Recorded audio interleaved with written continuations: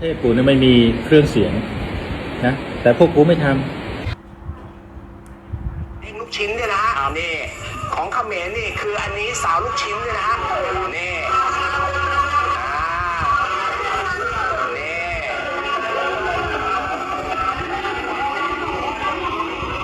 นี่กลับมาตรงนี้โอ้โหโอ้โหนะครับมีเหมือนกันนะบอยแต่สิ่งที่แตกต่างกันนั่นก็คือคุณภาพนะครับพี่น้องคุณภาพเครื่องเสียงของไทยกับเขมรเนี่ยแตกต่างกันราวฟ้ากับเหวเลยนะบอยนะครับเครื่องเสียงเขมร vs เครื่องเสียงไทยนะเครื่องเสียงเขมรเนี่ยก็คือดีมีสาวๆนะทุกคนมาเต้นยั่วนะแล้วก็เหมือนลูกชิ้นเด้งๆนะพี่น้องแต่ลูกชิ้นก็เหมือนลูกชิ้นเน่าลูกชิ้นบูดนะไม่ค่อยที่จะคุณภาพเท่าไหร่เนาะเพราะว่าหน้าตาไม่ค่อยผ่านเท่าไหร่คนเขมรเจาะๆนะครับอันนี้ไม่ได้บูลลี่นะแต่ว่าพูดความจริงนะครับซึ่งพอประยศได้ดูนะครับได้ดูจากการที่ทางฝั่งเขมรเอามาตอบโต้นะแน่นอนว่าคือเครื่องเสียงของเขมรเนี่ยก็จะมีเครื่องปั่นไฟแล้วก็จะมีรถอีแตนแล้วก็จะมีทีมงานของเขานะมีสาวๆด้วยนะครับชมแต่ยังไงก็ไม่โดดเด่นนะครับถึงคุณจะเอาลูกชิ้นมาเด้งยังไงก็ไม่โดดเด่นเหมือนเครื่องเสียงไทยนะใช่ไหมที่เป็นรถที่ล้ำหน้าล้ำสมัยหลาย10 ล้านนะคันหนึ่งบางคันเนี่ยถึงหลาย10 ล้านทีเดียวที่วงหมอลำใหญ่ๆโดยเฉพาะทางภาคอีสานของทางประเทศไทยนะท่านผู้ชมก็ถือว่าเป็นnumber 1เลยนะของโลกเลยนะไม่ใช่ว่าของประเทศนั้นของโลกเลยซึ่งสปปลาวก็มีไม่มีแต่ไม่เทียบไทยก็ไม่ติดนะครับน้องถามว่าลาวเนี่ยมีเหมือนเขมรไหมก็น่าจะมีนะท่านผู้ชมนะน่าจะดูดีกว่าเขมรด้วยซ้ำไปซึ่งเขมรเนี่ยก็เอาสาวๆมาเต้นในรถนะท่านผู้ชมก็เห็ดเจาะแล้วก็ก้นเด้งๆเหมือนลูกชิ้นนะเนาะลูกชิ้นก็ได้ลูกชิ้นเน่าลูกชิ้นบูดนะซึ่งบอยบอกว่าเนี่ยเขมรก็มีถามว่ามีทุกประเทศก็มีเหมือนกันแหละเครื่องเสียงนะแต่เขาไม่ใช่ว่าไม่อยากทำนะเขาก็ทำเต็มที่ได้แค่นี้แต่มันยังห่างกับประเทศไทยนะครับพี่น้องน่าจะ40-50 ปีหรือถึง100 ปีด้วยซ้ำไปนะซึ่งว่าจะมาชู้หรือว่าจะมาขิงไทยเนี่ยไม่สามารถที่จะเข้ามาได้แน่นอนไม่สามารถที่จะเข้ามาเบียดซีนที่จะเบียดกันนะไม่สามารถที่จะเข้ามาประชิดได้แน่นอนเพราะว่ามีความห่างกันเนี่ยน่าจะประมาณ100 กว่าปีท่านผู้ชมเนาะเพราะว่าประเทศไทยเองก็คือเขามีการพัฒนาเนาะสมัยก่อนนี่คือไปก็จะเป็นห้านหมอลำเล็กๆนะท่านผู้ชมที่ประยศได้มีโอกาสข้ามมาทางฝั่งประเทศไทยเนาะได้มาดูหมอลำใหญ่ๆเนาะคณะช่วงนั้นก็คือดังๆหลายคณะเลยท่านผู้ชมประยศก็ได้มีโอกาสมานะครับท่านผู้ชมแต่ปัจจุบันนี้พัฒนาไปไกลมากกว่านั้นอีกท่านผู้ชมแต่ซึ่งเขมรก็ยังมีแบบเดิมๆท่านผู้ชมนะก็จะมีการเต้นอาจจะพัฒนาขึ้นมาแล้วนะที่มีเครื่องเสียงแบบพกพาเนาะเมื่อก่อนนี่ก็คือถ้าแบบนี้คือคนไทยกับคนลาวนี่ก็คือไม่ใช่เป็นงานใหญ่ๆนะที่เป็นทำเป็นรถเครื่องเสียงแบบนี้ก็คือเป็นงานดองงานผูกแขนงานขึ้นบ้านใหม่แบบนี้ก็คือจะใช้แบบนี้แต่ส่วนประเทศไทยนะท่านผู้ชมคือถ้างานใหญ่ๆก็คือหลายคันแล้วก็ยิ่งใหญ่กว่านี้อีกนะผู้ชมแล้วก็จะไปเป็นหลายร้อยคนนะนั่นก็คือทีมงานของวงหมอลำไทยนะครับท่านผู้ชมก็ถือว่ามีความล้ำหน้าล้ำสมัยกว่าเขมรเยอะแยะมากมายท่านผู้ชมถึงคุณจะเอาเด้งๆมาเด้งๆบูดๆเนี่ยก็คือมันไม่น่าดูนะครับเด้งๆต้องหันหน้ามาแล้วก็หน้าสวยๆแล้วก็ขาวโบ๊ะๆเนี่ยอันนี้เด้งดีอยู่นะก้นเนี่ยเด้งดีอยู่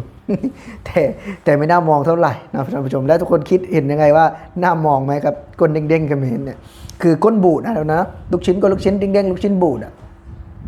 ซึ่งพอได้เห็นคลิปนี้ออกมานะที่เขาอยากขิงไทยอยากชนะไทยอยากสู้ไทยเนี่ยผมจะพูดได้เลยว่าถึงคุณจะพยายามแค่ไหนเนาะเรื่องศักยภาพก็ต้อง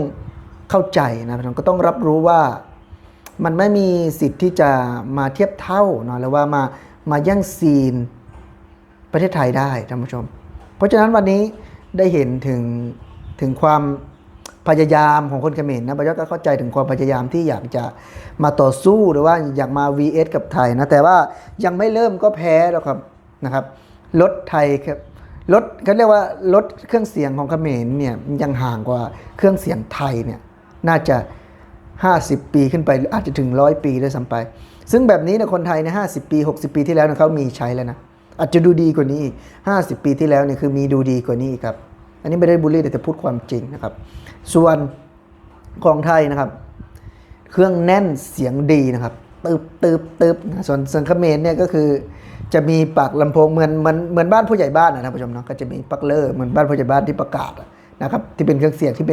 ป็นแจ็คนะบ้านบอยอดเรียกเนาะมันเขาเรียกว่าคนแบบนี้คือไม่ยอมเนาะแต่มันก็ต้องอับอายท่านผู้ชมไม่ยอมแต่มันก็ต้องยอม เพราะว่า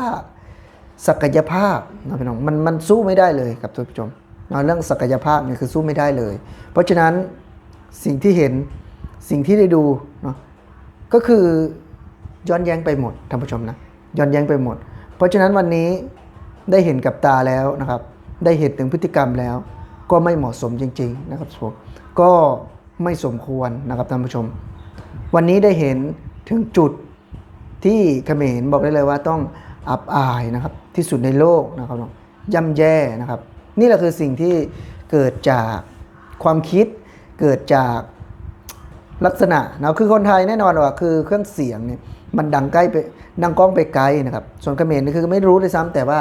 อยาก vs อยากจะมาเอาชนะอยากจะมาสู้ไทยเพราะฉะนั้นสิ่งที่เกิดขึ้นนั่นก็คือความพ่ายแพ้ราบคาบกันเลยทีเดียวท่านผู้ชม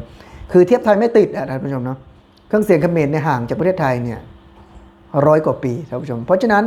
คุณจะเอาอะไรมาสู้ประเทศไทยไม่สามารถที่จะเข้ามาสู้ได้ไม่สามารถที่จะมาเป็นคู่ต่อกรให้สมน้ำสมเนื้อได้แค่เหมือนว่าย้อนไป50 ปีเนี่ยเครื่องเสียงประเทศไทยนะครับยังดูดีกว่านี้เลยนะครับอันนี้บอยอดพูดตามตรงนะครับยังดูดีกว่านี้เลยสิ่งที่เกิดขึ้นสิ่งที่ได้เห็นก็คือแน่นอนว่าการกระทำนะครับการคิดของคนเขมรอยากเอาชนะอยากสู้อยากให้สูสีอ่ะแต่เหมือนแพ้รับคาบเลยนะท่านผู้ชมนะเหมือนแพ้รับคาบเลยเพราะฉะนั้นวันนี้สิ่งที่ทำให้เห็นสิ่งที่ทำให้ดูแล้วว่าเขมรนะครับไม่สามารถที่จะมาต่อกรไม่สามารถที่จะมา vs ได้เลยนะท่านผู้ชมนะกับประเทศไทยแล้วทุกคนคิดเห็นอย่างไรกับคลิปวิดีโอนี้ที่มีลูกชิ้นเน่านะพี่น้องนั่นก็คือลูกชิ้นหมูเด้งของเขมรนะพี่น้องเด้งเด้งเจาะเจาะเด้งเด้งเจาะเจาะเนี่ยครับท่านผู้ชมได้เห็นนั่นก็คือ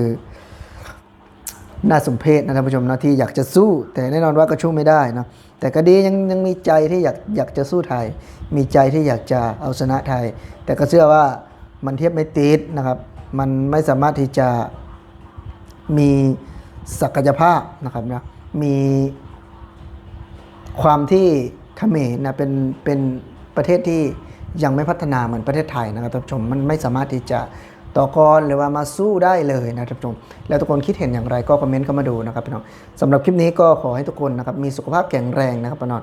บ่าวยอดเองก็อาจจะพูดไม่เก่งนะพี่น้องแต่บ่าวยอดพูดเสมอว่าสู้เพื่อประเทศไทยปกป้องเพื่อประเทศไทยเต็มที่นะครับพี่น้องถึงแม้อาจจะพูดถูกบ้างผิดบ้างก็ขอโทษขออภัยทุกคนนะครับพี่น้องสำหรับคลิปนี้บ่าวยอดจะขอลาพี่และน้องไปก่อนสวัสดีครับ